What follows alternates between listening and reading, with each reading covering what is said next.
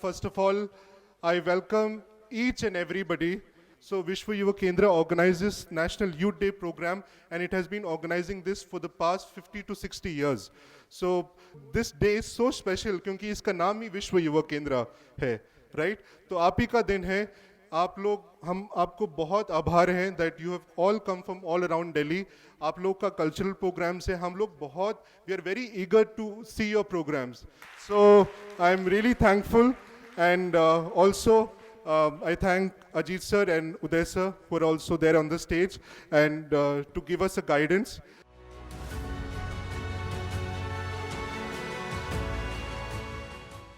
आज विवेकानंद का जन्मदिन पूरे भारत में युवा दिन करके मनाया जा रहा है. मैं सबसे पहले विश्व युवा केंद्र का बहुत आभारी हूँ जो मुझे यहाँ आमंत्रित किया है, मंच पर सभी उपस्थित और मेरे युवा भाइयों को आंतरिक प्रणाम. आज के दिन मुझे एक बात स्मरण हो रही है. रामकृष्ण मिशन और मठ के 11वें अध्यक्ष श्रीमद स्वामी गंभीरानंद जी महाराज, वो बहुत विद्वान और पंडित थे. उन्होंने बहुत सारे ग्रंथ भी लिखे हैं, वेदांत के ऊपर तो थे ही, और विवेकानंद के जीवन ही लिखे थे. तो उसका शीर्ष था युग नायक विवेकानंद. नायक मतलब है हीरो. जो इस युग का नायक है ये विवेकानंद थे. उसका एक उदाहरण देखते हैं हम. जब विवेकानंद अमेरिका जा रहे थे, उसी जहाज पर जमशेदजी टाटा भी थे उनके साथ. दोनों चर्चा कर रहे थे, सामाजिक, आर्थिक, राजनैतिक अनेक विषय पर उनकी चर्चा चल रही थी. अंत में विवेकानंद ने पूछा, आप कहाँ जा रहे हैं? तो जमशेदजी बोले, हम चीन जा रहे हैं, रॉ मटेरियल के संदर्भ में जा रहे हैं. तत्पश्चात विवेकानंद ने बोले, भारत में ऐसा एक प्रशिक्षण केंद्र क्यों ना हो जाए जहां लोगों को जो रॉ मटेरियल का प्रशिक्षण दिया जाए. ये बात जमशेदजी के दिल में ऐसी छू गई और ये शब्द उनके कानों में गूंजते रहे. और उसकी परिणति 1909 में इंडियन इंस्टीट्यूशन ऑफ साइंस का निर्माण हुआ, बैंगलोर में हुआ था. और उसी धरती पर 1950 में आईआईटी का निर्माण हुआ था. 1954 में भाभा एटॉमिक रिसर्च सेंटर का हुआ. 1969 में इसरो का निर्माण हुआ. देखिए, इसमें जो मूल प्रेरणा स्रोत है विवेकानंद है.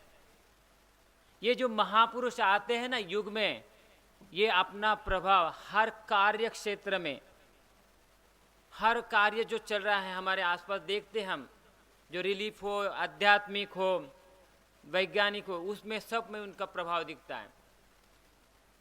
तो यही विवेकानंद का आज हम चिंतन करेंगे. ये युवा दिन, राष्ट्रीय युवा दिन मनाया जाता है 12 जनवरी. तो विवेकानंद का जीवनी आप सब लोगों को पता है.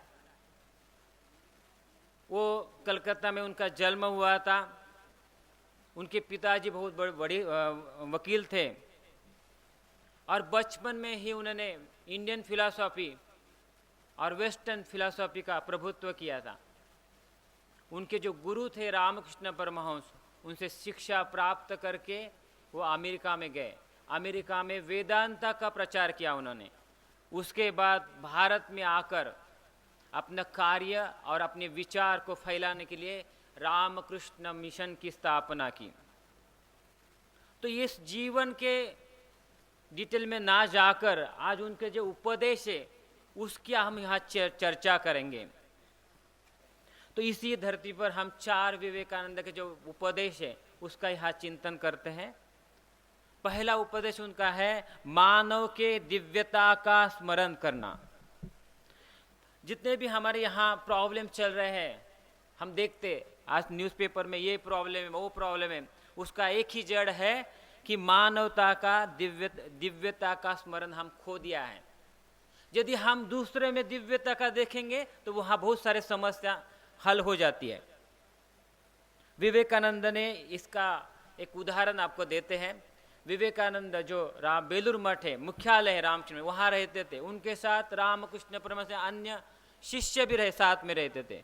उसमें पहले प्रेसिडेंट स्वामी ब्रह्मानंद जी महाराज, उनको एक विजन हुआ, दर्शन हुआ। दर्शन ऐसा था कि वहाँ गंगा है, गंगा नदी, तो उससे माँ दुर्गा चलकर बेलूर मठ में आ गई और वो जो मंदिर है, मंदिर में प्रवेश करके जो रामकृष्ण परमहंस का वेदी है उसमें समाविष्ट हो गई। जब विवेकानंद बोले, अरे पता चला, तो विवेकानंद बोले ये तो संकेत है कि माँ की दुर्गा पूजा होना चाहिए, मूर्ति पूजा होनी चाहिए। और उसी साल न भूत न भविष्य, सब विधिवत विवेकानंद ने वो पूजा का आयोजन किया, बहुत धूमधाम से पूजा किया।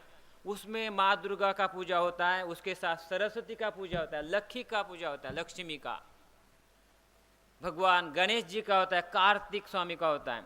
बहुत धूमधाम से पूजा किया। और कुछ दिन बाद प्लेग की महामारी आई थी। विवेकानंद ने घर घर जाकर वो पेशेंट की सेवा की, अपने हाथ से किया। बल्कि इतना ही नहीं, जब आर्थिक अड़चन आई थी तो उन्होंने बोला कि बेलूर मठ की जमीन बेच देंगे, जो पैसा आएगा उससे इनकी सेवा करेंगे। ये थे विवेकानंद। अपनी वाणी और अपना जो प्रत्यक्ष उन्होंने दिखाया अपने आचरण में। फिर हम दूसरा जो उनका एक उपदेश है, चरित्र निर्माण। चरित्र निर्माण के बारे में, चरित्र होना चाहिए, चरित्र होना चाहिए। सब जगह बोलते चरित्र होना। चरित्र का मीनिंग क्या है? तो देखो, पहला आता है शुद्धता, करुणा होना चाहिए, ईमानदारी होना चाहिए, और हमारा शरीर भी शक्तिशाली होना चाहिए, और सत्य वचन, सत्यवादिता होना चाहिए, और हमारा जो जीवन है सादगी होना चाहिए, निस्वार्थता होना चाहिए, लोकोपकार होना चाहिए। ये सब मिलकर चरित्र निर्माण होता है। ये सब गुणों का विकास करके, इसके विपरीत जो गुण है उसका त्याग करके सच्चरित्र का निर्माण होता है। इसके लिए प्रार्थना करनी होगी, चिंतन करना होगा। हमारे जो महापुरुष हो गए हैं, देशभक्त हो गए, साधु महात्मा जी हो गए हैं, नायक हो गए, उनकी जीवनी बार बार पढ़ना चाहिए, उनका स्मरण करना चाहिए। और उसके साथ विवेकानंद और ऐड करते हैं कि खुद को मैं ईश्वर हूँ, शिवोहम शिवोहम, ये भी बोलना चाहिए।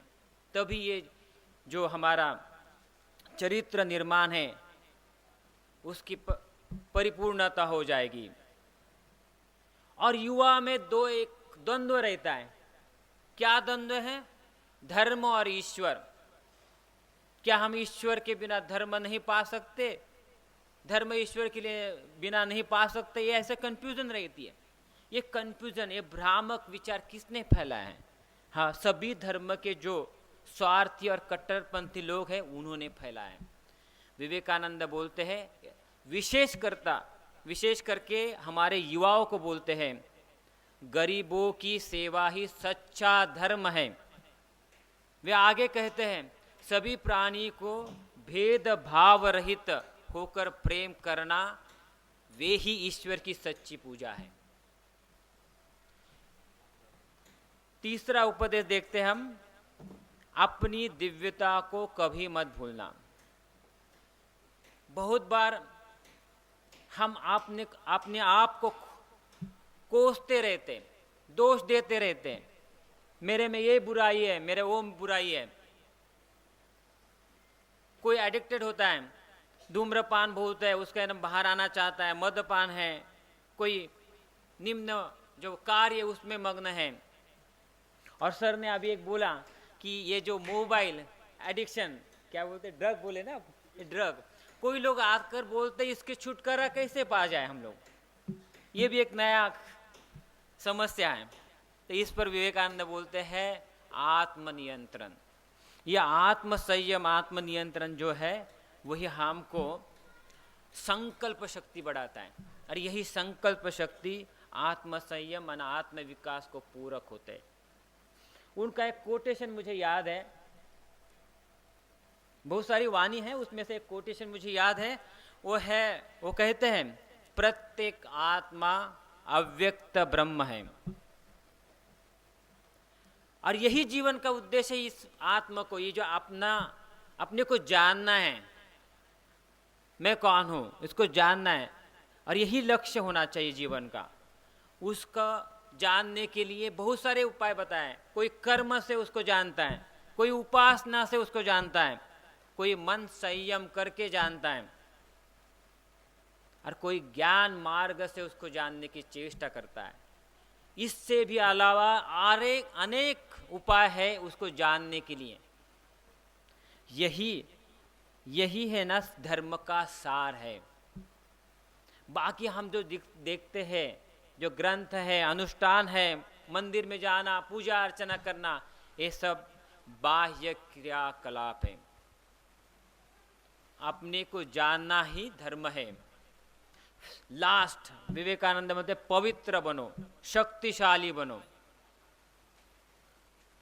स्वामी जी युवा वर्ग को बोलते थे, शारीरिक और मानसिक जो हमारी ऊर्जा है उसका संरक्षण करो।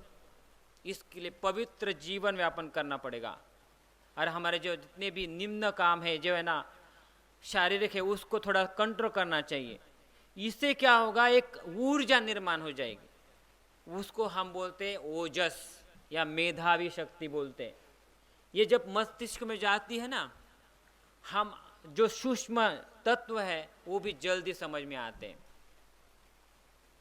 और अतीत इतने सूक्ष्म और बौद्धिक और जो आध्यात्मिक भी है उसको भी है ना हम ज़्यादा से जल्दी समझकर उसके ऊपर कमान कर सकते हैं। तो यही हम ये जो चार बोले हैं कि अपने सब में दिव्यता को देखना है, चरित्र निर्माण करना है, और अपने की दिव्यता को कभी भूलना नहीं है, और सबसे इम्पोर्टेंट है पवित्र बनो, शक्तिशाली बनो। ये चार आज जो युवा दिन है, इस दिन में हम विवेकानंद के जन्मदिन पर एक संकल्प करेंगे, ये चारों गुण कि कैसे करें हमारे जीवन में आ सके और कैसे डेवलप कर सके। ये करने से हमारा जो विकास है यही ना राष्ट्र का विकास है। मैं फिर एक बार स्वामी विवेकानंद का मन से स्मरण करके मेरे वाणी को यहाँ विराम देता हूँ।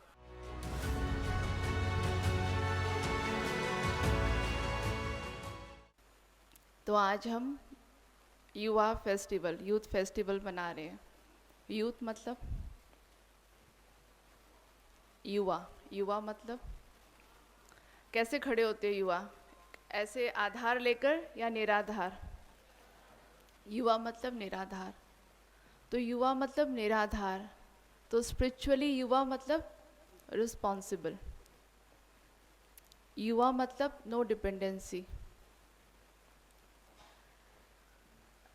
जब हमने ये नॉलेज लिया ब्रह्मा कुमारी से, उससे पहले जीवन में बहुत सारी अचीवमेंट्स मिल चुकी थी। यूनाइटेड नेशंस में जॉब मिल चुका था, और जो जीवन में चाहिए सब कुछ मिल चुका था। तो बाहर से जो एक यूथ को चाहिए होता है, नेम, फेम, पैसा, वो सब कुछ था, लेकिन अंदर से छोटी छोटी डिस्टर्बेंसेस के लिए आधार ले लिया करते थे। कौन सा आधार? मेरे दुख का कारण सामने वाला, जिसको हम कहते हैं ब्लेम गेम। तो जब स्पिरिचुअल नॉलेज मिला, ये प्रकाश मिला, तो समझ में आया युवा मतलब निराधार, नो ब्लेम। और 15 साल पहले इस शब्द को डिक्शनरी से स्पिरिचुअलिटी ने, आध्यात्म ने बाहर निकलवाया। तो आध्यात्म कहता है युवा वो जो निराधार हो, जो रिस्पॉन्सिबल हो, जो जीवन में चाहे दुख है चाहे सुख है उसकी जिम्मेवारी खुद लेना सीखे। I am responsible. तो 15 इयर्स बैक राजयोगा मेडिटेशन, आध्यात्म ने एक शब्द दिया If you are not happy, then you are responsible. If you want to be happy, take the responsibility to be happy. और blame शब्द, मेरा मन डिस्टर्ब है क्योंकि, मेरा मन डिस्टर्ब है, रिस्पॉन्सिबल, आध्यात्म कहता है यहाँ। तो जब ये रिस्पॉन्सिबिलिटी ली कि मैं रिस्पॉन्सिबल हूँ और ठीक करना भी खुद की रिस्पॉन्सिबिलिटी है, तो रिस्पॉन्सिबिलिटी कहाँ से शुरू हो चुकी? मन से। क्या थॉट क्रिएट करना है? क्योंकि when I want my life to be happy, क्या चाहिए जीवन में? खुशी। क्या चाहिए जीवन में? प्यार। क्या चाहिए जीवन में? शांति। और वो कहाँ है? अंदर बाहर? अंदर है। तो कई बार हम कहते हैं स्पिरिचुअलिटी मतलब लाइफ में क्या हमें जो प्रोग्रेस है उसको छोड़ दे, जो हमारा एम्बिशन है उसको छोड़ दे। स्पिरिचुअलिटी मतलब मटेरियलिस्टिक वर्ल्ड से दूर चले जाएं। लेकिन यहाँ पे हमें सही अर्थ समझ में आता है, स्पिरिचुअलिटी मतलब दोनों का कनेक्शन साथ साथ। तो हम कहते हैं जीव आत्मा, ह्यूमन बीइंग। तो ह्यूमन किससे मिलके बना है? 5 तत्वों से। ये है मटीरियल। और बीइंग किससे कौन है? बीइंग। बीइंग कौन है? The energy inside. तो बीइंग जब हाई एनर्जी वाला है तो हम इस शरीर से काम कर सकते हैं, डूइंग पार्ट। और डूइंग हमारा अच्छा कब हो सकता है? जब बीइंग हाई एनर्जी वाला हो। जो हमारे सामने कितना बड़ा एग्जाम्पल है, वो आइडियल आज हमारे सामने है। जिन्होंने बीइंग को हाई रखा तो वो डूइंग में श्रेष्ठ कर्म करके हमारे सामने आदर्श बन गए। तो जब तक being the energy inside spiritually हम हाई नहीं है, स्पिरिचुअली हम अपनी टेक केयर नहीं कर पा रहे हैं, तब तक हम डूइंग पार्ट, इस जीवन में श्रेष्ठ कार्य कभी नहीं कर सकते। तो आज यही हम यूथ फेस्टिवल को विवेकानंद जी को रिटर्न देंगे, that I am responsible for my life.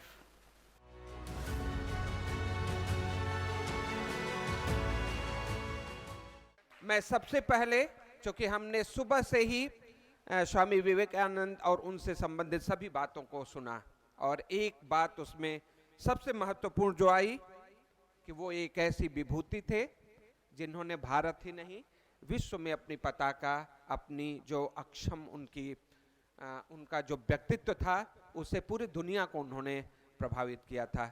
और एक जो सबसे मार्मिक बात उन्होंने कही थी, उन्होंने ये देखा था कि अगर युवा चाहें तो हमारे देश की दशा और दिशा दोनों बदल सकते हैं, क्योंकि उनके हमेशा दिमाग और ख्याल में युवाओं का वो इंद्रधनुषी विचार आता था। लेकिन वो बराबर बोलते थे कि युवाओं को सही दिशा दिखाने की जरूरत है। अगर हम इन्हें सही दिशा दिखाएं तो हम जरूर एक भारत को उज्जवल और बहुत ही सुखमय भारत का निर्माण करने से कोई नहीं रोक सकता। हमारे बीच में अभी फिलहाल 2 स्पीकर्स हैं। मैं सबसे पहले ऐसे स्पीकर जो मेवाड़ कॉलेज ऑफ इंस्टीट्यूशन के डायरेक्टर हैं और जो युवाओं के बारे में स्वामी विवेकानंद जी के क्या विचार थे, मैं इन्हीं एक लाइन के संक्षिप्त परिचय के साथ, आप डायरेक्टर हैं मेवाड़ ग्रुप ऑफ इंस्टीट्यूशन की, डॉक्टर अलका अग्रवाल जी को मैं आमंत्रित करूंगा अपने विचारों को रखने के लिए।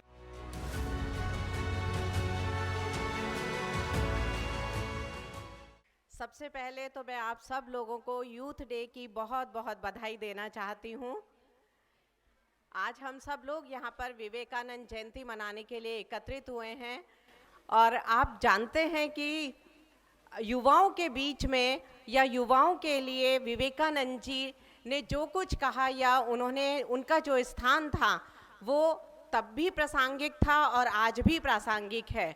युवाओं को किस राह पर हमें ले जाना है, कैसे उन्हें चलाना है, जो बातें उन्होंने हमें बताई वो युवाओं के लिए एक पथ प्रदर्शक और मार्गदर्शन का काम करती हैं।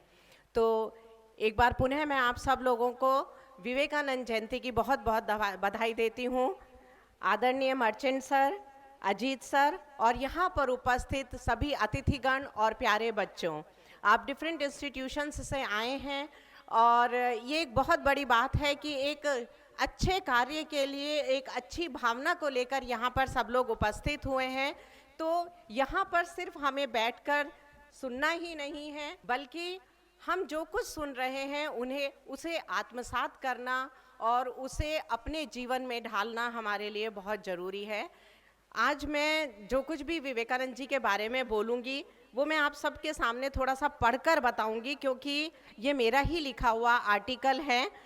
युवाओं के चिर प्रेरक, भारतीय संस्कृति के अग्रदूत, विश्व धर्म के उद्घोषक, व्यावहारिक वेदांत के प्रणेता, वैज्ञानिक अध्यात्म के भविष्य दृष्टा, युग नायक स्वामी विवेकानंद को शरीर त्यागे 100 वर्ष से भी अधिक समय हो गया है, लेकिन उनका हिमालय सा उत्तुंग व्यक्तित्व आज भी युगाकाश पर जाज्वल्यमान सूर्य की भांति प्रकाशमान है।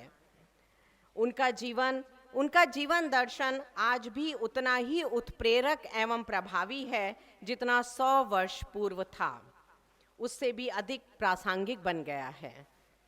तब राजनीतिक पराधीनता की बेड़ियों में जकड़ी माँ भारती की दीन दुर्बल संतानों को इस योद्धा सन्यासी की हुंकार ने अपनी कालजयी संस्कृति की गौरव गरिमा से परिचित कराया था। विश्व मंच पर भारतीय धर्म एवं संस्कृति के सार्वभौम संदेश की दिगंत व्यापी गर्जना से विश्व मानीषा चमत्कृत हो उठी थी। आज हम राजनीतिक रूप से गणतंत्र होते हुए भी बौद्धिक, नैतिक एवं सांस्कृतिक रूप से गुलाम हैं। देश भौतिक, आर्थिक रूप से प्रगति कर रहा है।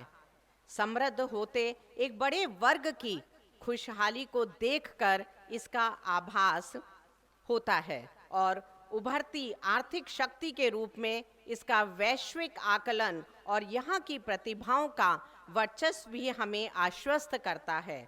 लेकिन प्रगतिशील इंडिया और आम इंसान के गरीब भारत के बीच विषमता की जो खाई मौजूद है, उसे पाटे बिना देश की समग्र प्रगति की तस्वीर अधूरी है।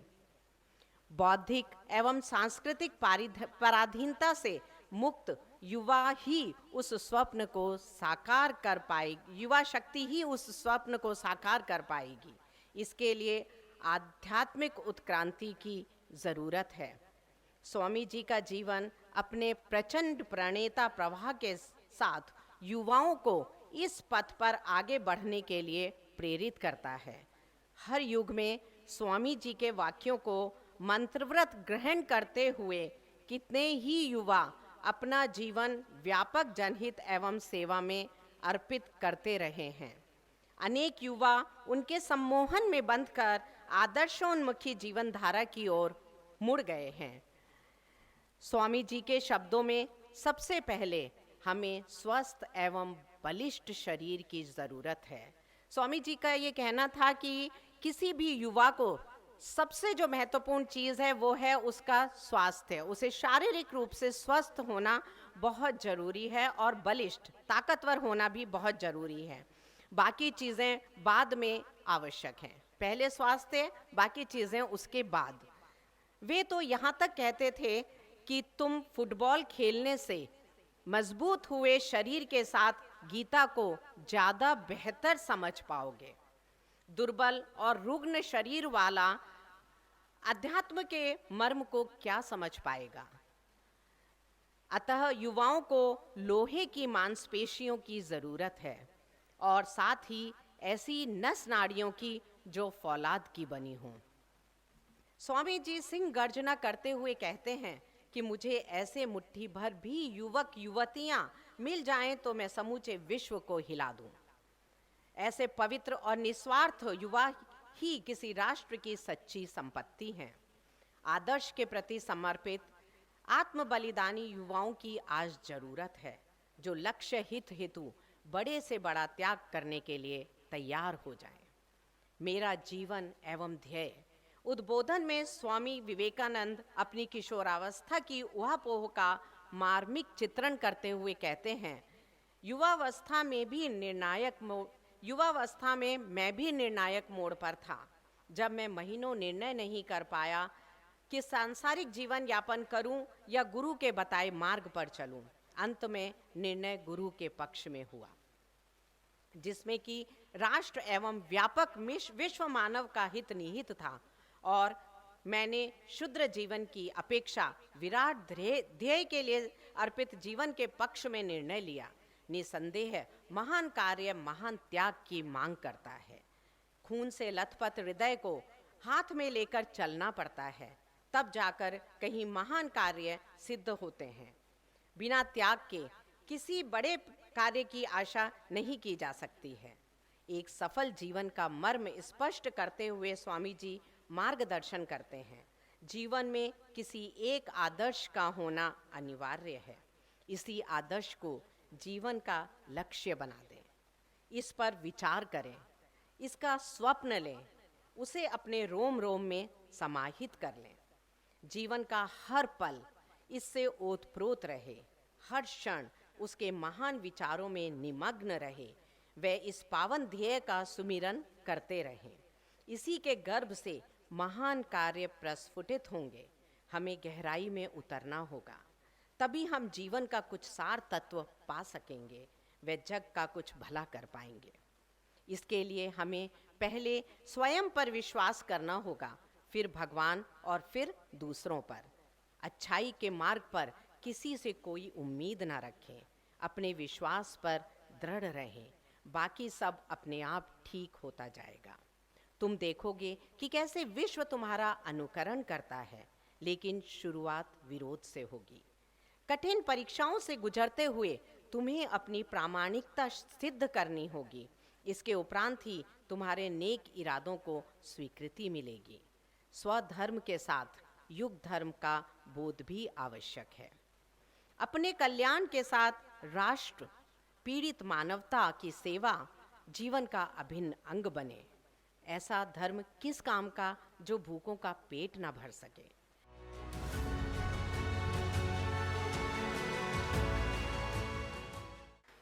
सर्वप्रथम तो हृदय से आप सबको नमन, नमस्कार, सादर नमस्कार। और विशेष करके विश्व युवा केंद्र के साथ हमारा बहुत ही पुराना घनिष्ठ संबंध रहा है। तो श्री उदय शंकर जी, श्री अजीत जी, श्री थॉमस जी, और यहाँ पर आपने देखा कि विश्व युवा केंद्र के जितने भी सेवादार थे, सबके साथ हमारा परिचय करवाया गया। हमारे यहाँ पे ऑडिटोरियम में बैठे हुए भी सारे वरिष्ठ और बहुत ही सम्मानित और निस्वार्थ भाव के साथ सेवा करने वाले संस्थाओं के साथ जुड़े भी मित्रगण हैं। और विशेष करके यहाँ आप सब आए हुए युवा, युवती, किशोरियाँ और बाकी सब देवियों और सज्जनों, आज जैसे कि हमारे पूर्व वक्ताओं ने कहा कि स्वामी विवेकानंद की जयंती के उपलक्ष्य यहाँ पर हम इकट्ठा हुए हैं, एकत्रित हुए हैं। राष्ट्रीय युवा दिवस का भी हम एक समारोह के रूप में आनंद मना रहे हैं। तो एक जो विषय मुझे दिया गया है वो भी बहुत ही महत्वपूर्ण है। तो अभी हमारे मैडम प्रोफेसर अलका अग्रवाल जी ने बताया, उसी कड़ी में मैं जोड़ना चाहूँगा कि स्वामी विवेकानंद का ये वर्ष जो है जयंती का, वो 159वां वर्ष है। उनका जन्म 1863 में हुआ और उन्होंने समाधि 1902 में प्राप्त की। वो एक समय था। उसके बाद यानी 160 वर्ष होने वाले हैं। तो एक बहुत बड़ी जो हमारे सामने समस्या हर वक्त उभर कर आती है वो ये है कि वास्तविकता को कैसे हम परखें। आजादी के टाइम पे जो देश की वास्तविकता थी, उस आजादी दिलाने के लिए देश के लिए महात्मा गांधी से लेकर अनेक हमारे नेतागण महापुरुषों ने हमें प्रेरित किया। तो इस तरीके से आज की वास्तविकता, अभी आपने जो बताया ये मोबाइल फोन का, देखिए अगर हम इसके आदी हो गए हैं तो इसका दोष नहीं है। इसके माध्यम से जो हमारे को आज सुविधा, जो ज्ञान, जो एक दूसरे के साथ संपर्क करने का जो एक साधन, उसको देखिए। बात यह है कि टेक्नोलॉजी का दोष नहीं है। टेक्नोलॉजी तो हमें एक छलांग से दूसरे छलांग की ओर ले जाएगा, लेकिन उसका उपयोग, सदुपयोग नहीं कर रहे हैं, तो इसलिए हमें ये नशे के रूप में देख रहे हैं। तो कोई भी चीज इस संसार में है, उसका हम कैसे सदुपयोग करें। इसीलिए जब स्वामी विवेकानंद ने भगवत गीता और फुटबॉल, इसके बीच में क्या तुलना है। वो एक पवित्र शास्त्र है, भगवान कृष्ण की तरफ से मार्गदर्शन है, और दूसरी तरफ वो कह रहे हैं आप फुटबॉल खेलिए। तो उसकी वास्तविकता, इसमें जो गुण, एक संदेश वो देना चाहते थे कि अगर आप वास्तव में धर्म से जुड़े हुए हैं तो सबसे पहले तो आपको उस धर्म के बारे में समझना है। तो आज मैं अपना जो प्रस्तुति करना चाहता हूं वो शिक्षा की दृष्टि से करना चाहता हूं। कौशल की बात हुई तो यूनेस्को ने समस्त मानव जाति के लिए एक बहुत ही बिल्कुल न्यूट्रल एक ऐसा पर्सपेक्टिव दिया है, एक ऐसा उन्होंने दस्तावेज भेंट किया जिससे समस्त मानव जाति का कल्याण संभव है। निसंदेह उसको हम कार्य में लाएं। तो हम कैसे ला सकते हैं, किस प्रकार का हमें धर्म चाहिए। तो सबसे पहले तो हर मनुष्य का एक दायित्व बनता है कि वो सत्य का खोज करे। आप अपने को ही पूछिए कि मेरे पारिवारिक संस्कार क्या है। जो भी नाम हो, जो भी आप परिवार में आप का जन्म हुआ, आप अपने आप को पूछिए कि धर्म का उद्देश्य क्या है। अगर धर्म का उद्देश्य दिलों को जोड़ने का है तो फिर इतना सारा नफरत, धर्म के नाम पे इतना दंगा फिसाद क्यों हो रहा है और कौन करवा रहा है। आप खोज करेंगे तो आपको पता चल जाएगा। अगर धर्म के माध्यम से आपको श्रेष्ठ मनुष्य बनना है, आपको चारित्रवान व्यक्ति बनना है, तो आप अपने आप को पूछिए क्या वो गुण है जिससे मैं बन सकता हूं।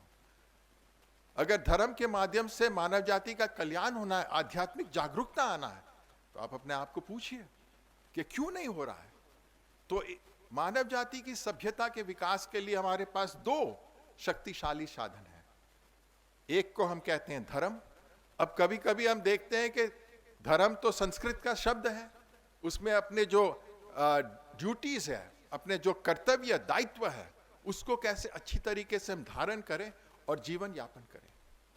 लेकिन कभी कभी लोग कहते हैं धर्म और रिलीजन और मजहब और दीन, ये भाषा का अंतर है, लेकिन उसका उद्देश्य वही एक ही है।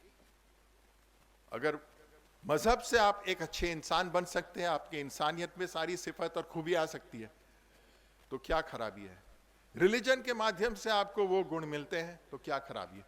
तो इस भाषा को लेकर आप कोई प्रकार का मतभेद या विरोधाभास परिस्थिति उत्पन्न न करें।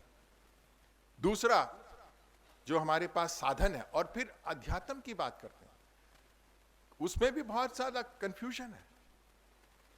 हम जानते हैं कि मनुष्य शरीर है और आत्मा है। आत्मा अमर है, शरीर वो नाश्वर है, वो कुछ समय के लिए यहां है और फिर जो पंचम भूत में लीन हो जाएगा। लेकिन आत्मा अमर है, और सभी जितने भी सृजित की भी वस्तु है इस संसार में, इस ब्रह्मांड में, मनुष्य को क्यों सबसे सर्वश्रेष्ठ कहा गया है? क्योंकि परमात्मा ने उनमें कुछ गुण दिए हैं जो बाकी पशु पक्षी प्राणी कीड़ों में नहीं है। वो लोग प्रकृति के नियम के बाहर नहीं जा सकते। मछली को पानी से आप बाहर करें तो कुछ समय के बाद वो मर जाता है। पक्षी को आप पिंजरे में रखते हैं तो हर वक्त चाहता है कि कब ये पिंजरा खुले कि मैं उड़ जाऊं बाहर। तो इस तरीके से वो प्रकृति के नियम के अंदर है।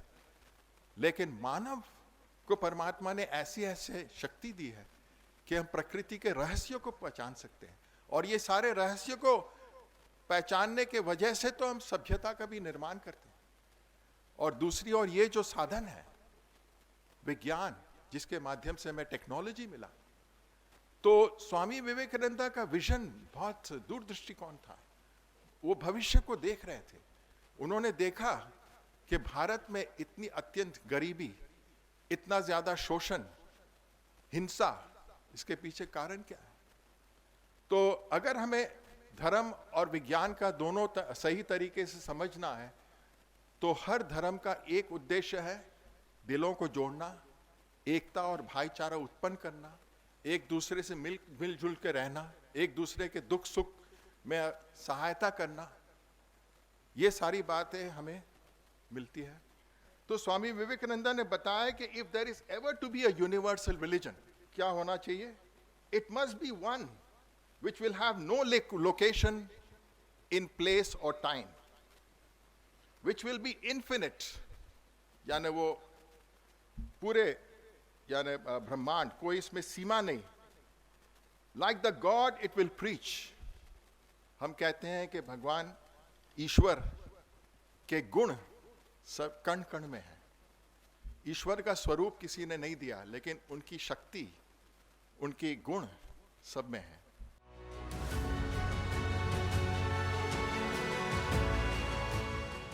कुछ कुछ चीज़ें स्वामी जी ने बोला कि जो हमारी जो औरतें हैं, उनकी जो भावनाएं हैं, उनमें मदरहुड, मैंने माँ का जिक्र क्यों किया? क्योंकि अगर स्वामी जी की जितनी डेलिब्रेशन है आप पढ़ेंगी तो आप देखेंगी वो मातृत्व को सबसे ज़्यादा अहमियत उन्होंने दी। वो बाहर भी गए, बाहर की औरतों के साथ जब कंपैरिजन हुआ तो उन्होंने कहा कि आपकी औरतों की इंटेलेक्चुअलिटी, बुद्धिमत्ता जो है वो हमारी औरतों में दे दीजिए, बशर्ते हमारी औरतों की जो चेस्टिटी है, जो एक काइंड ऑफ प्योरिटी है, वो बार्गेन में नहीं दूंगा। यानी कि इंडियन औरत जो है स्वामी जी के लिए, उसमें मातृत्व का जो भाव है वो सबसे पहले दिखता था। मातृत्व क्यों? इसलिए क्योंकि उन्होंने कहा ये जो माँ है, इसके पास क्या क्या है? इसके पास लव है, प्यार है, सिंपैथी है। वो आपको चोट लगती है, कितनी परेशान हो जाती है, होती है ना? कोई ऐसा है जिसको चोट लगी और माँ ने ड्रेसिंग नहीं करी? हाथ उठाइए ना।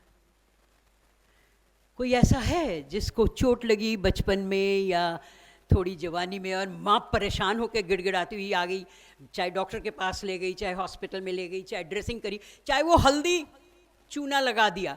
हाथ उठाइए। सबको पता है। Now this is also part of education. Now this motherhood is the most important thing for Swami Vivekananda. And इन्होंने कहा इसमें लव है, प्यार है, सिंपैथी है, डेडिकेशन है, उसके साथ साथ रिनंशिएशन है। कुछ चीज़ें ऐसी होती हैं जो माँ आराम से छोड़ देती है, तेरे को चाहिए अच्छा ले ले, विदाउट लूजिंग हर इंडिविजुअलिटी। ये जो इंडिविजुअलिटी है ये पनपना बहुत ज़रूरी है। और इसके लिए उन्होंने कहा कि the best thermometer to the progress of a nation is its treatment of women. A woman is a lion if not oppressed. मैं बताती हूँ, उन्होंने कहा अगर आपको जायज़ा लेना है कि देश की उन्नति, देश की तरक्की कितनी हो रही है, आपको कहीं और घूमने की ज़रूरत नहीं है।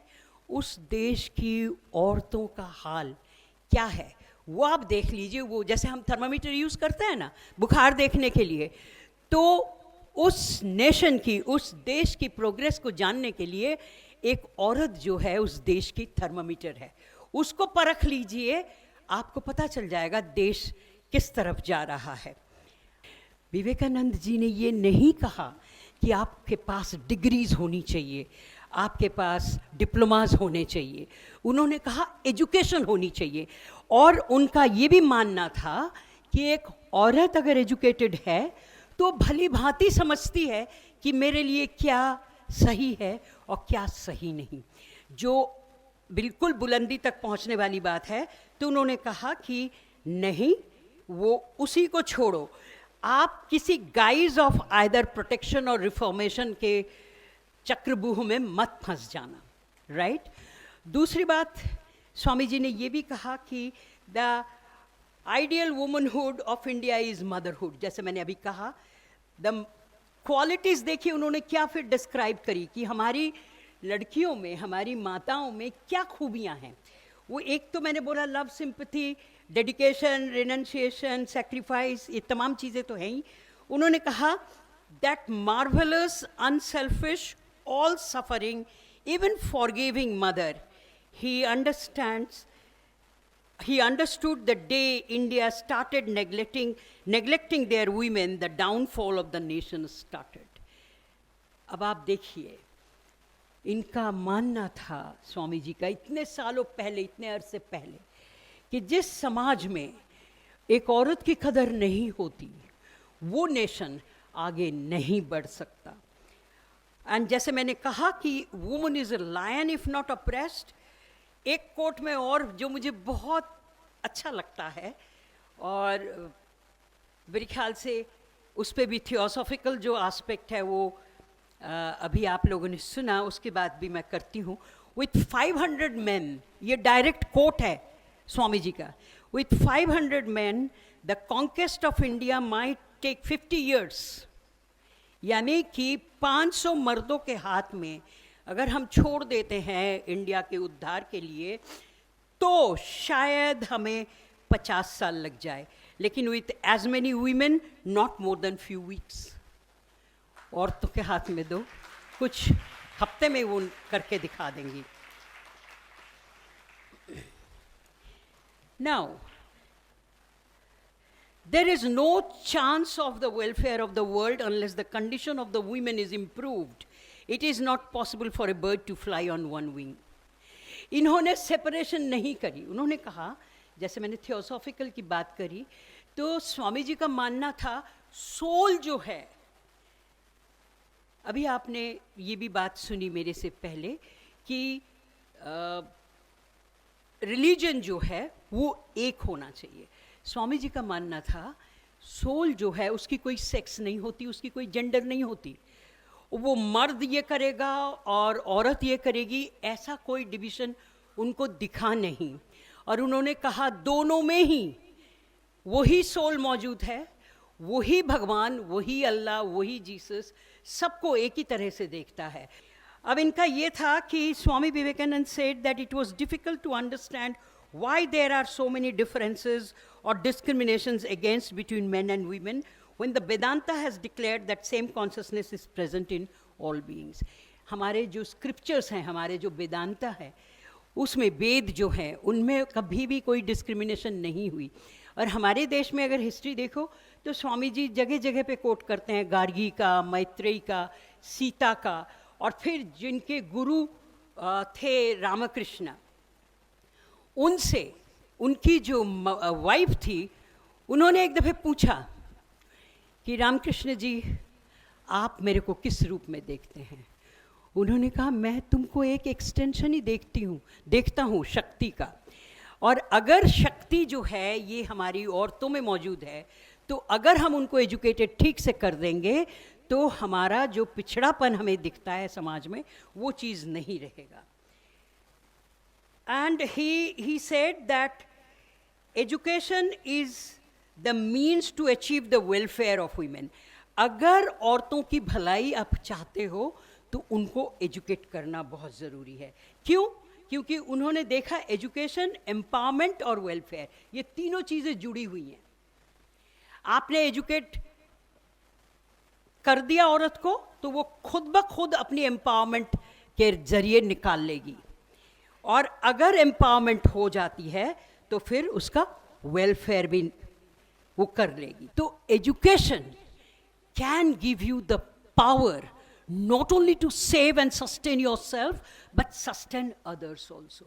मेरे पास ऐसी बच्चियां भी हैं, अभी भी जुड़ी हुई हैं, रात के 2 बजे फ़ोन करती है, मैम मेरा पिता जो है ये तंग कर रहा है, ऐसे ऐसे कर रहा है, कैन यू प्लीज़ हेल्प। मेरे से जो बन सकता है मैं करती हूँ। So that's also part of your education. कहने का मकसद ये है, अगर आप ठान लो कि मैंने ये करना है, तो आप कर गुजरोगे. Thank you very much. Please go back with these things in mind.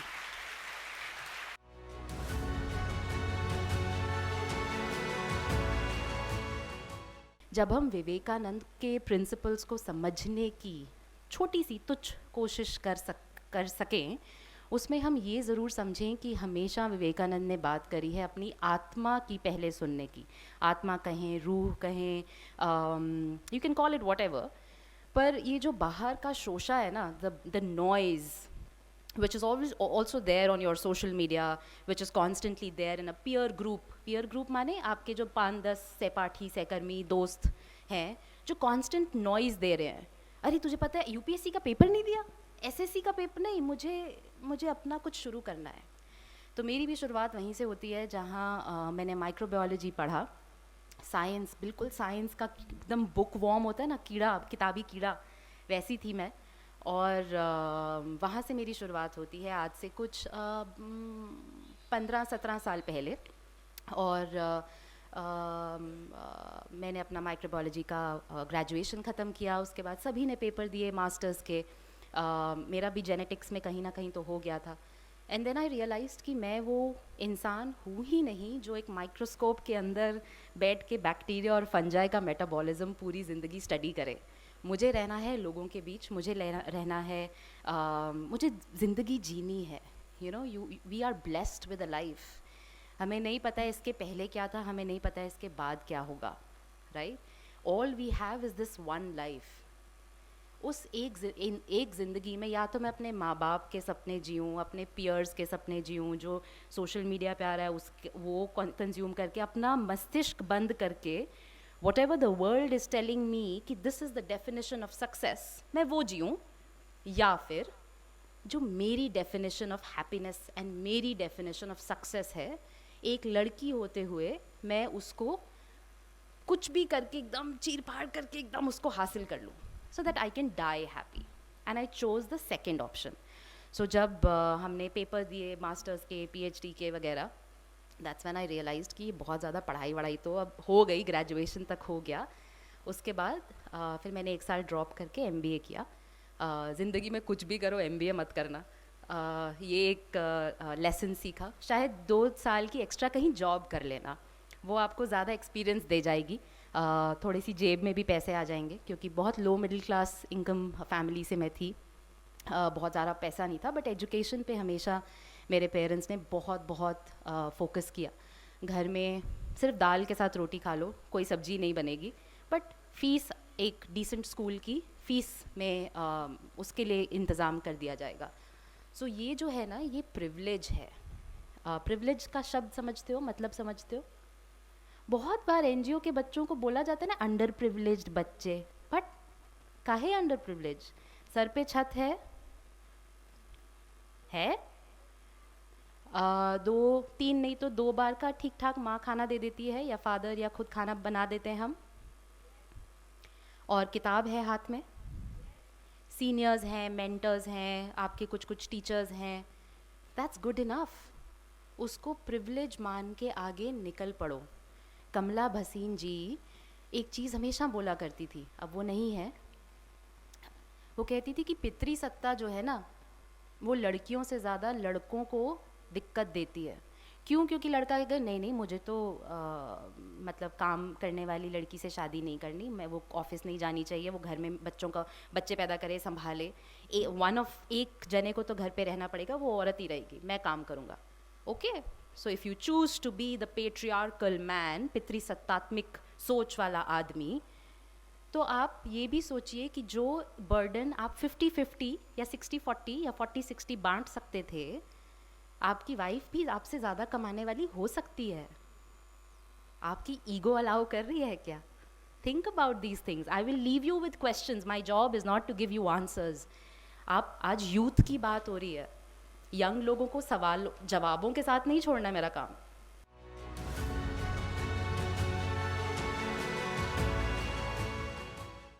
जब मैं क्लास 10th में आया तो मेरा 48% आए.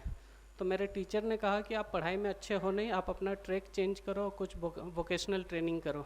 तो एनजीओ के पास काफ़ी पैसे नहीं होते, उन्होंने मुझे ऑफ़र किया कि कुछ टीवी मैकेनिक कोर्स कर लो, कुछ सिलाई कोर्स कर लो, कुछ कुकिंग कोर्स कर लो। तो मैंने उनको कहा कि सर मुझे फ़ोटोग्राफी करनी है। तो उन्होंने कहा कि अरे उसके लिए इतना बड़ा कैमरा चाहिए, वो कहाँ से लाओगे। तो मैंने कुछ दिन तक अपने जिद पे रहा और फिर उन्होंने मुझे एक कोडेक कैबिटेन का, तो ये मेरे मम्मी पापा की फ़ोटो है, ये मेरे घर की फ़ोटो है जो आप देख रहे हो। फिर सलाम बालक ने मुझे ये कोडेक कैबिटेन का कैमरा दिया और मैं अपने दोस्तों को पार्क में लेके जाता था, उनसे 5-5 रुपए लेता था और इस तरह की फ़ोटो खींचता था। 2005 में मुझे सलाम बालक से निकलना था क्योंकि 18 साल के बाद हम शेल्टर होम में नहीं रह सकते हैं। तो सलाम बालक वालों ने मुझे एक फ़ोटोग्राफ़र के पास जॉब पे लगा दिया और एज अ फ़ोटो असिस्टेंट, और मैंने उनको असिस्ट करके फ़ोटोग्राफी सीखा। और 2007 में अपना पहला एग्जीबिशन लगाया स्ट्रीट ड्रीम्स के नाम से, और इसमें मैंने ये दिखाने की कोशिश की कि जब मैं स्ट्रीट पे रहता था तो मैं कैसे रहता था। तो मैंने दूसरे बच्चों की फ़ोटो खींची और अपनी लाइफ दिखाने की कोशिश की।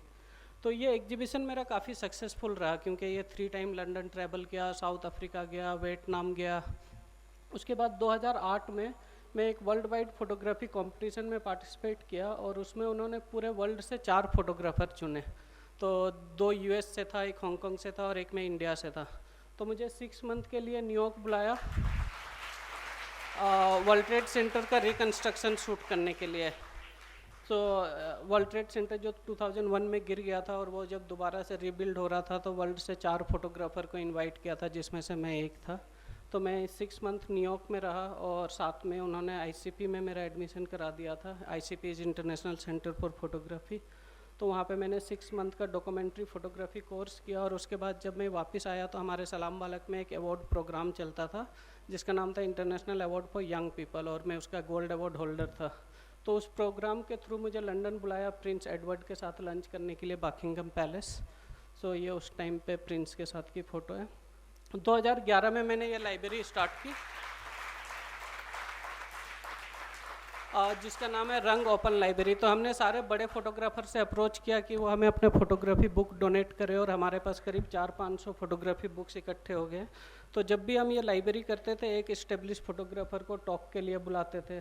2013 में नेशनल ज्योग्राफी चैनल ने पहली बार एक रियलिटी शो ऑर्गेनाइज़ किया और हम 8 फोटोग्राफर को सेलेक्ट करके श्रीलंका लेके गए। तो ये रियलिटी शो था तो हर एपिसोड एक फोटोग्राफर शो से बाहर निकल जाता था और टोटल 10 एपिसोड का शो था। मैं 9th एपिसोड में शो से बाहर निकला और मैं टॉप 4 में था। उसके बाद 2013 में मेरी पहली फ़ोटोग्राफी बुक आई होम स्ट्रीट होम के नाम से, और इस बुक का नाम होम स्ट्रीट होम इस वजह से रखा क्योंकि मैं पहले घर पे था, फिर मैं स्ट्रीट पे था, फिर शेल्टर होम मेरे लिए घर बन गया था। तो इस वजह से स्ट्रीट के बाद मैंने अपने शेल्टर होम की लाइफ दिखाई थी कि मैं शेल्टर होम में किस तरीके से रहता था, और जो मेरी शेल्टर होम की लाइफ थी वो थोड़ी कलरफुल लाइफ थी, स्ट्रीट से बेटर था।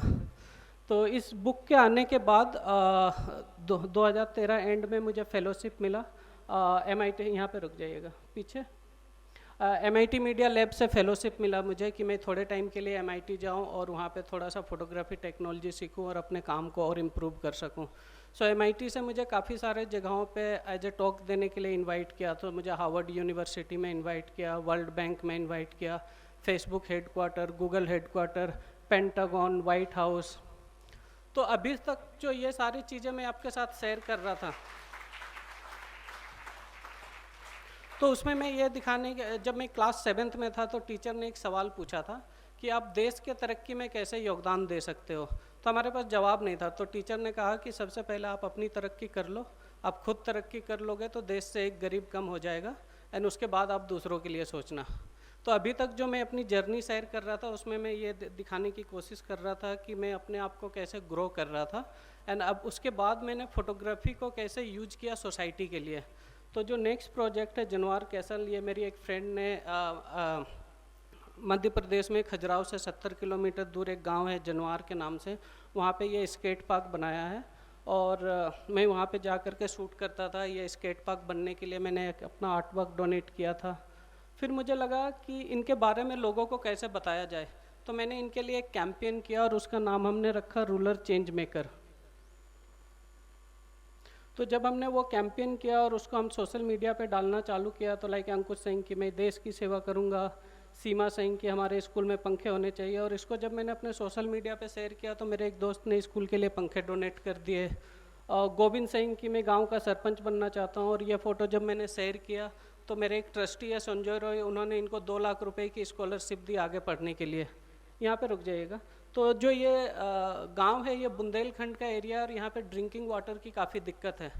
तो गांव वालों को 2-2.5 किलोमीटर दूर जाना पड़ता है ड्रिंकिंग वाटर के लिए। तो जो ऑर्गेनाइजेशन थी उन्होंने मुझे कहा कि उसका एक सोल्यूशन है, बट उसके लिए 8 लाख रुपए चाहिए। तो आई सेड कि इतना पैसा तो हमें कोई नहीं देगा, बट हम एक काम कर सकते हैं कि अभी तक जो मैंने फ़ोटो खींचा हूँ उसका एक सिलेक्शन बनाते हैं, और we ask people to buy my art work and will do this water initiative. तो हमने करीब कुछ फ़ोटो बेच के 10 लाख इकट्ठा किए।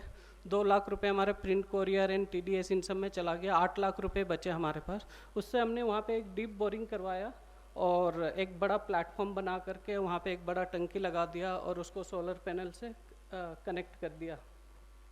तो ऐसा एक सेटअप बना दिया। तो अब उस गांव में 24 घंटे पानी अवेलेबल है, और ये मेरा एक कंट्रीब्यूशन है फोटोग्राफी के थ्रू। तो एनीवे फिर इस बच्चे को सपोर्ट किया सोशल मीडिया के थ्रू। नेक्स्ट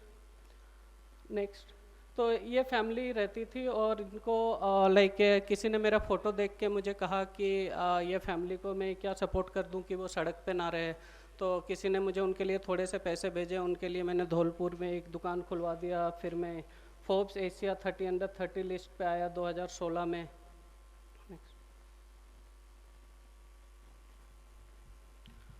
सो मेरा टाइम ख़त्म हो रहा। मैं एक लास्ट आपके साथ सिर्फ शेयर करना चाहता हूँ, इनको पार कर दीजिए। जो मैं अभी एक प्रोजेक्ट कर रहा हूँ जिसका नाम है everyone is good at something.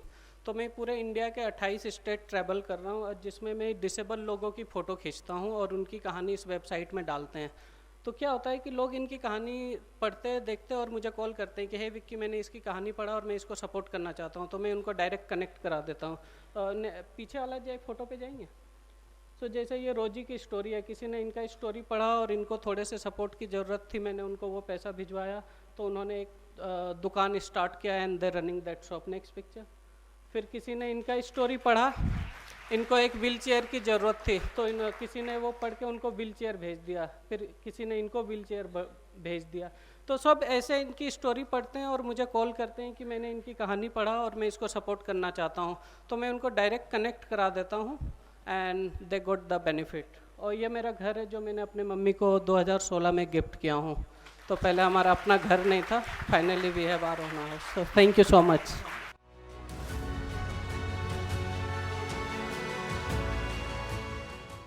This is my photographs, बहुत पहले की है, अभी की नहीं है।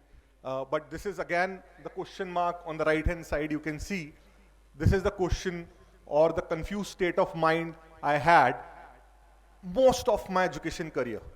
जब हम छोटे थे सब लोग जैसे सोचते हैं कि क्या बनना है, शायद डॉक्टर बनना है, इंजीनियर बनना है। तो I was also like that, I want to become a doctor. बहुत तैयारी करी, नहीं हुआ, नहीं क्लियर कर पाया। ओके, डॉक्टर नहीं बने। पर हाँ, फिर then I became engineer, I became a biotechnology engineer. Okay, Sonal ने भी माइक्रोबायोलॉजी किया है, तो मैंने बायोटेक्नोलॉजी की इंजीनियरिंग करी। पर वो इंजीनियरिंग करने के बाद लगा मैं पढ़ाई अब नहीं कर सकता हूँ, बहुत पढ़ाई कर ली, अब 4 साल बायोटेक्नोलॉजी पढ़ी है, इसके बाद तो नहीं पढ़ाई होगी। फिर मैंने जॉब स्टार्ट करी, बट जॉब करते करते मैं सोच रहा था जो पढ़ाई नहीं करूँगा, मैंने PhD कर डाली बायोटेक्नोलॉजी में। बट जब PhD कंप्लीट कर ली उसके बाद भी I was still confused. Okay, PhD करी मैंने, 10 साल कॉर्पोरेट में काम भी किया। I have few patents also in the same field. It's not that I was not doing well, but I was not very satisfied, I was not very happy. I was doing something, but मुझे लग रहा कुछ ना कुछ कमी है। ऐसा लगता है किसी को? सभी लोगों को दिमाग में लगता है कभी कुछ ना कुछ कि कुछ कमी है या कंफ्यूज्ड है हम क्या करने वाले हैं। तो मेरा भी वही स्टेट था सभी जैसा कि मैं कंफ्यूज था कि मैं क्या करना चाहता हूँ लाइफ में। और इवन दो सब कुछ अच्छा चल रहा था, जॉब अच्छी चल रही थी, PhD हो गई थी, ऑफर्स थे, but I thought I have to try something out. So Sonal को जल्दी पता चला ग्रेजुएशन के बाद, मुझे PhD करने के बाद समझ में आया मुझे कुछ और करना है। तो मैंने PhD कंप्लीट होने के बाद और फिर मैंने कोशिश की कि मैंने थोड़ा ब्रेक लेके देखता हूँ मैं क्या करूँगा इसके लिए। तो शुरू से मुझे लगता था, I been looking at different things, but मुझे हमेशा विलेजेस बहुत अट्रैक्ट करते थे कि मैं गांव के लिए कुछ कर सकता हूँ कि नहीं कर सकता हूँ। बट मैं गाँव को उतना जानता नहीं था, मैं गांव के लोगों को उतना जानता नहीं था। मैंने कुछ टाइम CSR में काम करके देखा, पर मुझे लगा कि मुझे रियलिटी जानने के लिए ज़मीन पे उतरना पड़ेगा, मुझे समझना पड़ेगा लोगों को प्रॉब्लम क्या है और कैसे मैं उनको हेल्प कर सकता हूँ एज एन इंडिविजुअल। तो मैंने एक जर्नी प्लान करी और यहाँ पे मिस्टर मुखर्जी मेरे साथ हैं, उन्होंने बहुत हेल्प करी मुझे पूरा प्लान करने के लिए, उनके लिए बहुत बहुत धन्यवाद। तो उस टाइम पर हमने 2 से 3 महीने का एक जर्नी प्लान किया, 10 से 15 विलेजेस शॉर्टलिस्ट किए उत्तराखंड में, यूपी में, और मैं निकल पड़ा एक जर्नी पे जिसमें मैं जानना चाह रहा था कि हमारा भारत क्या है, हमारा देश क्या है, क्योंकि भारत को जानना तो गांव को जानना बहुत ज़रूरी है। और हम हर गांव में कम से कम 2 से 3 दिन स्पेंड करने की कोशिश करने लगे कि हर जगह जाते थे, पूछते थे लोगों से समस्या क्या है। और हमारे देश में जहाँ भी कहीं जाएंगे मैं आपसे ही पूछूंगा कि भाई अगर किसी से पूछते हैं कि समस्या क्या है, तो सर्दी में जाएंगे तो सर्दी बहुत है, गर्मी में जाएंगे तो गर्मी बहुत है, पर रियल समस्या क्या है समझ में नहीं आती थी। कुछ जगह गए और पूछा लोगों से समस्या क्या है, तो लोगों ने बोला कि यहाँ स्कूल नहीं है, यहाँ पर हॉस्पिटल नहीं है। फिर मुझे लगा कि मैं एज एन इंडिविजुअल क्या कर सकता हूँ इसके अंदर, ये सरकार को करना चाहिए कुछ। फिर थोड़ा आगे गए और एक और गांव में गए, तो वहाँ पर किसी ने बोला कि, मैंने पूछा समस्या क्या है, थोड़ा सा वो बैठे और बोले कि भाई अगर आप सच्चाई जानना चाहते हो तो समस्या आप जैसे लोग हो, जो शहर से आ जाते हो गाड़ी में बैठ के मोबाइल फोन लेकर, लैपटॉप लेकर, और जो हमारे बच्चे हैं उनको लगता है कि हम भी शहर जाएंगे। वो व्यक्ति ने बोला मेरे पास एक छोटा सा खेत है और मैं 5,000 रुपए इसमें से कमा लेता हूँ सामान बेच को, मेरे पास काफी अनाज बच जाता है, इससे हमारा परिवार का पेट भर जाता है। पर मेरा जो बेटा है आज से 2 वर्ष पहले शहर की तरफ गया, उत्तराखंड का एक गांव था, उनकी स्टोरी थी ये, तो शहर की तरफ गया और वहां पर वो एक मैकेनिक का काम कर रहा है। वो 10,000 रुपए कमाता है महीने के, पर महीने के आखिर में मुझसे पैसे मांगता है, बिकॉज वो 10,000 रुपए भी नहीं बचा पाता अपने वहां पे। और जिस कंडीशन में रह रहा है वो अच्छी नहीं है, एक कमरे में 7 से 8 लोग रहते हैं, प्लस उसको बहुत गलत आदतें पड़ने लग गई हैं जिसकी वजह से उसका स्वास्थ्य भी खराब हो रहा है। तो उन्होंने कहा कि अगर आप जैसे लोग यहाँ नहीं आओगे और हम अपनी जगह पर रहेंगे तो हम बहुत खुश हैं, हमें कुछ नहीं चाहिए, हमारी पूरी जो रिक्वायरमेंट्स हैं यहाँ पूरी हो जाती हैं, हमें बस वो एडिशनल चीज़ों के लिए जो लोग जा रहे हैं उसकी वजह से प्रॉब्लम हो रही है। तो मुझे लगा कि ये कहीं ना कहीं सही है और मुझे लगा कि प्रॉब्लम मेरी जैसे लोगों की ही है। और उस समय तक मुझे लग रहा था कि मैं लोगों की मदद करने जा रहा हूं, इस माइंडसेट से गया था। और जब हम किसी की मदद करने जाते हैं ना, अभी बहुत अच्छे से सुनील ने बताया एम्पैथी और सिंपैथी का difference. Sympathy is something when you are trying to help someone you are higher and other people are lower. Empathy is something you are equal. मैं उस स्टेज पे ऐसा पहुंच गया था कि मैं इधर से भी नीचे आ गया था और मुझे लगा था कि इस जर्नी से मैं अपने आप को ढूंढने जा रहा हूं और लोग मेरी मदद करेंगे। तो जब मैं उस स्टेट पे आया, वो एम्प्टीनेस की स्टेट थी। वो एम्प्टीनेस की स्टेट ऐसे थी कि जहां भी मैं जाऊंगा वहां पर मैं क्या सीख सकता हूं और क्या मैं अपनी कोशिश कर सकता हूं कुछ भी करने के लिए, सपोर्ट किसी को। तो मैं एक नए विलेज में गया और उस विलेज के अंदर जो मेरी जर्नी शुरू हुई थी उन विलेजेस को लेकर, तो मेरे को उसके बाद जहां जहां पर प्रॉब्लम्स दिखी उस जर्नी में, वहां वहां सॉल्यूशंस मिलने शुरू हो गए मुझे उस जर्नी में। तो मैं बहुत सारे विलेजेस में गया और बहुत अच्छी स्टोरीज हैं, कभी समय मिलेगा तो लंबा सेशन लेंगे, बट मैं ये एक पर्टिकुलर स्टोरी आप सबके साथ शेयर करना चाहता हूं, जो कि स्टोरी है 2 गांव की, जो हापुर कितने लोगों ने सुना है? हापुर का नाम काफी लोगों ने सुना। सो हापुर में 2 गांव हैं, लालपुर और शामपुर। तो इन गांव में हम गए और उस गांव में, पहले गांव में हम गए थे उसका नाम था शामपुर, और उस शामपुर के गांव में एक ट्रेनिंग चल रही थी उस समय पर, और ये मैं बात कर रहा हूँ 2012 की। ट्रेनिंग चल रही थी कि गांव के अंदर केक, पिज्जा, बर्गर्स बनने की ट्रेनिंग, एक SHG ग्रुप विमेन वो ट्रेनिंग ले रहे थे। तो मैं गया और मैंने देखा कि ये सब हो रहा है वहां पे। और क्या होता है कि दिमाग में ना पिक्चर अलग होती है गांव की। गांव में पिक्चर होती है कि भाई एक चूल्हा होगा, कोई खाना बना रहा होगा, बिजली नहीं होगी, सड़कें खराब होंगी, ये सब दिमाग में पिक्चर लेके जाते हैं जनरली हम, क्योंकि हम मूवीज में देखा, मैंने नहीं देखे थे गांव से पहले बहुत ज्यादा।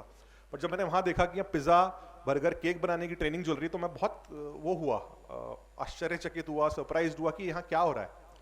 तो मैंने उनसे पूछा कि आप ये सब सीख के क्या करने वाले हो, क्योंकि यहाँ बनाओगे तो हो नहीं, यहाँ पे तो कोई दुकान तो है नहीं। तो वहां पर कुछ समय लोग चुप रहे, बट थोड़ी देर में एक महिला खड़ी हुई एंड वो महिला ऑलमोस्ट 65 ईयर्स की थी जो सीख रही थी वहाँ पर। तो उन्होंने बोला कि आपको क्या लगता है कि जब हमारे यहाँ पर किसी का बर्थडे होता है ना, आपके यहाँ पे आपके भाई बहन का बर्थडे होगा, आपके बच्चों का बर्थडे होगा तो आप केक काट लेते हो, बट अगर हमारे यहाँ पर भाई बहन किसी का बर्थडे, हमारे यहाँ पे किसी का बर्थडे होगा तो वो कहाँ पर खाएंगे? सो वो क्वेश्चन मुझे इतना ज़्यादा चुभा कि मुझे लगा कि मैंने जिस तरीके से उनसे पूछा था तो वो काफ़ी ऑफेंड हो गए थे। और ये क्वेश्चन उन्होंने जब मुझसे पूछा तो मुझे लगा कि मतलब मैंने गलत पूछ लिया है। और मेरे ये पूछने की वजह से आई थिंक सब लोग, ऑलमोस्ट वहाँ पर 50 लोगों का ग्रुप था, वो साथ हो गए और साथ में गाना गाना शुरू कर दिया उन्होंने। तो वो गाना ऐसा था कि हम शामपुर की महिलाएं हैं, हम किसी से कम नहीं हैं और हम अपने गांव को बहुत ऊंचा ले जाएंगे, अपने देश को सबसे ऊपर, अपने गांव को अपने देश का सबसे बड़ा गांव बना के रहेंगे।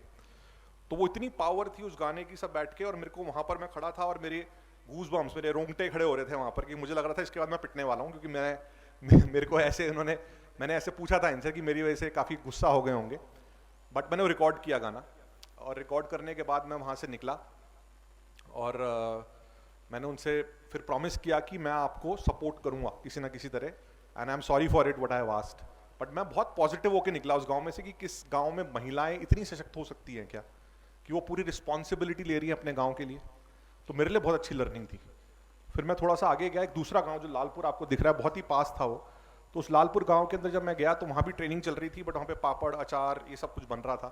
और जब मैं वहाँ पर देखा, लोगों से बात करी, तो पता चला कि लोग बहुत रुष्ट हैं किसी चीज़ को लेकर, लोग कंप्लेन कर रहे थे किसी चीज़ को लेकर। तो मैंने पूछा क्या हुआ है, तो उन्होंने बोला कि सब NGO वाले लोग आ जाते हैं और कहते हैं कि ये करेंगे, कुछ होता नहीं है, सरकार प्रॉमिस करती है तो कुछ होता नहीं है, तो हम बहुत दुखी हैं इन लोगों से, कुछ काम नहीं करते हैं हमारे लिए।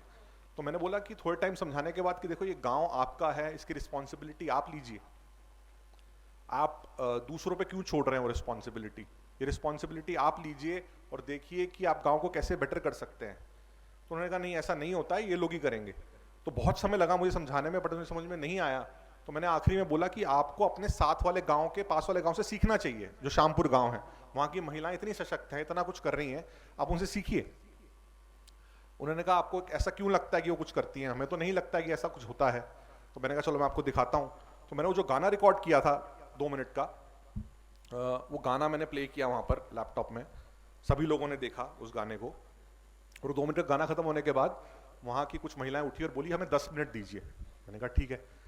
तो 10 मिनट में लालपुर ने अपना गाना बना लिया, और लालपुर वालों ने बोला महिलाओं ने कि हम भी गाना गाएंगे, आप रिकॉर्ड कीजिए। मैंने कहा ठीक है, हम रिकॉर्ड करेंगे। तो उन्होंने भी एक गाना गाया लालपुर का, और जब वो गाना खत्म हुआ लालपुर का, तो उन्होंने मुझे एक चीज प्रॉमिस करी।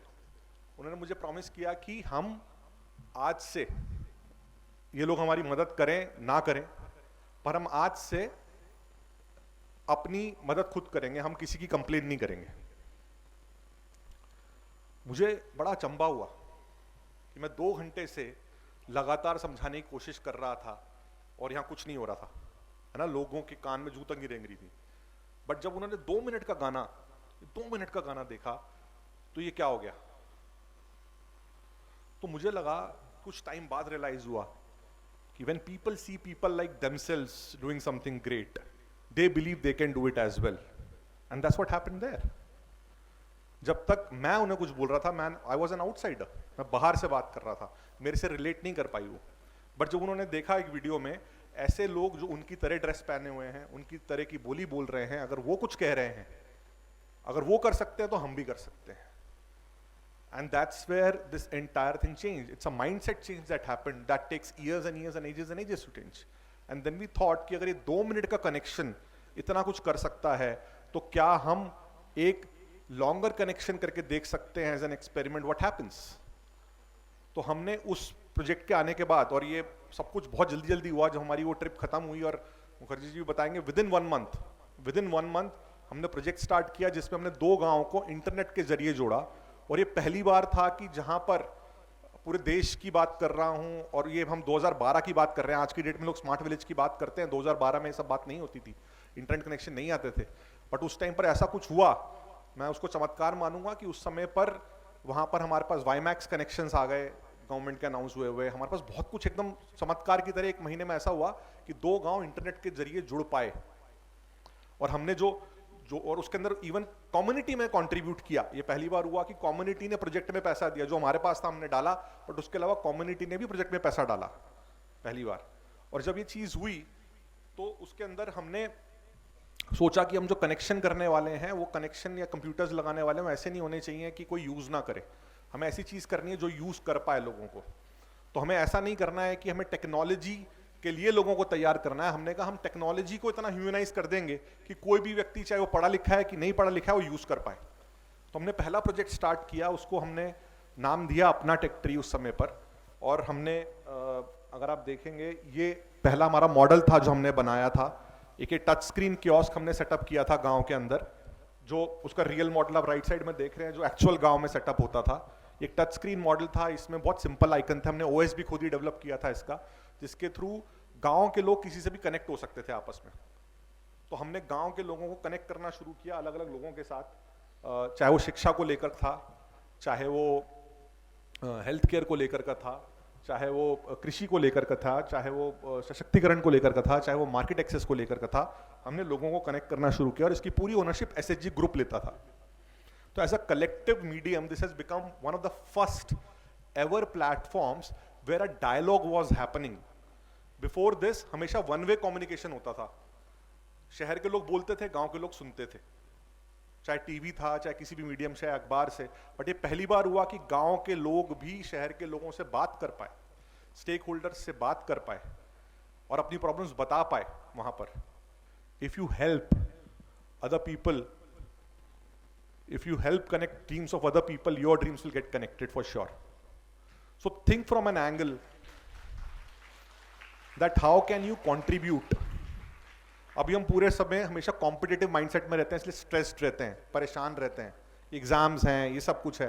But if you start thinking from a mindset that I can contribute, I can collaborate, world is a very different place to live. And this journey has not stopped since then. हमने इस पूरी journey को, जो मुझे experience मिला, मुझे लगा कि अगर हम ये एक्सपीरियंस ज़्यादा से ज़्यादा लोगों को दे पाएँ पूरी दुनिया में, तो खाली ये एक नहीं, ऐसे कई सारे मॉडल्स निकल के आ सकते हैं।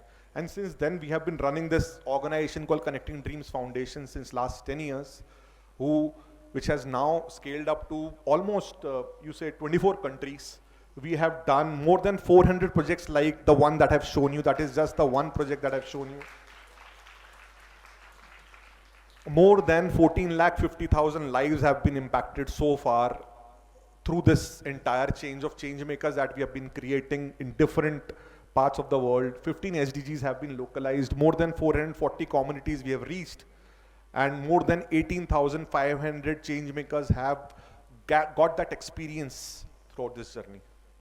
So this is a wonderful life that you have got, and this is what we want you to believe in, that believe in your dreams, keep connecting dreams and change lives. Thank you so much everyone listening. Thank you.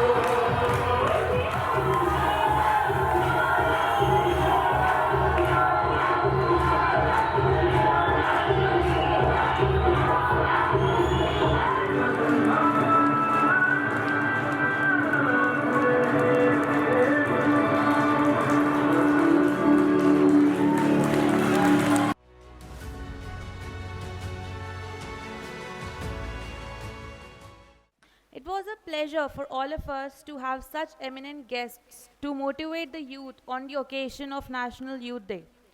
Due to some prior commitments, Sri Babulal Meenaji and Sri O.P. Pandey could not attend us today, but we would like to thank them to accept our invitation.